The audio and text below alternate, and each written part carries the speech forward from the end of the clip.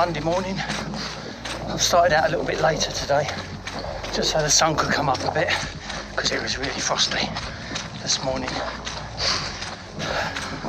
Just a quick update. Haven't been particularly well over the Christmas holidays, so training's been a bit sporadic. I'm great at giving advice, but probably shouldn't have gone out for a couple little short runs when I was ill, because I developed a chest infection. Still, I say you live and learn. I just don't learn at the moment.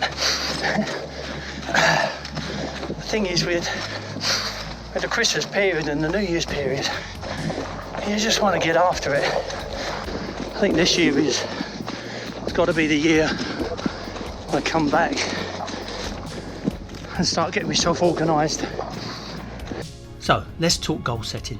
Back in the day, me and my coach used to set goals in the last 2 weeks of September after the track season had wrapped up, usually straight after the final race, which was either a BMC race or the Tooting Bec Open graded meeting. We would reflect on the past year, what worked, what didn't, and then set some new goals for the up and coming training block and the new season. But here's the thing, New Year's resolutions, I think they kind of get a bad rap. People often roll their eyes at them, and I get it, but if you really think about it, the Christmas period actually primes us to want to set goals. I mean, you've just spent a few weeks indulging in all the holiday food, binge watching Christmas movies, and watching characters on screen go through these huge transformations. We see people reflect on their lives, realise they need to make changes, and then work towards improving themselves. Scrooge is a classic example, and many films over Christmas follow the same format. It's kind of giving us a nudge to do the same, and why shouldn't you use that as a springboard? The issue occurs when we lose the initial motivation. I'll link a previous video I did to overcome this when motivation wanes. I digress. So what should you do when setting your goals? Firstly, write your goals down. Research says that people who write their goals down are 42% more likely to achieve them compared to those who don't. That's a huge difference. Writing it down makes it real and gives you something to come back to when things get tough. By having them written out, makes them feel more tangible and real. You can revisit them and make sure you're staying on track. Once you start writing them down, you'll notice a big shift in your focus. Secondly, look at your goals every week. This one's linked to the reticular activating system in your brain. So if you've never heard of it, it's the part of the brain that helps you filter out information and focus on what's important. I used to teach my students this by having them look for the colour red in the classroom, and then I'd make them close their eyes and try to recall everything that was brown. They could recall lots of things that were red, but very few that were brown.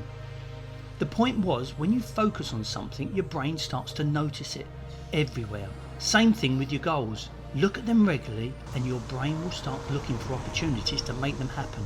Thirdly, monitor your progress. Check in with yourself every now and then, ideally weekly. It's easy to set a goal and forget about it, but monitoring your progress keeps you on track.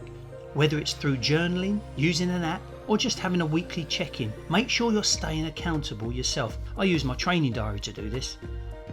As for me this year, I've set some clear goals of my own. First, I'm focusing on my health. After being in hospital and thinking I was bulletproof, health has to be top of my list because it affects everything else. Staying active, eating better and making sure I'm prioritising my well-being. Recently I've just started a course of phototherapy to help with a skin condition I've developed, which, fingers crossed, will help with my everyday life. As for my fitness goals, I want to build more strength. Specifically, I'm working on my pull-up. Since the partial tear of my rotator cuff, I haven't been able to do a pull-up without using a band to assist it. Also, I have set the target of 80 kg for the bench press and generally improving my overall physical condition. And of course, I want to push myself by entering some organised events, which I haven't done since coming out of hospital. Another ultra is certainly something for the future.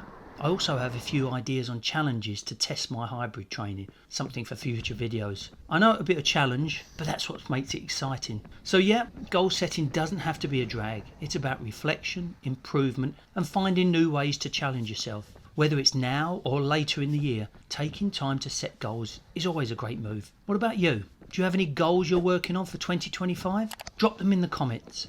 I'd love to hear what you're aiming for this year. Catch you next time.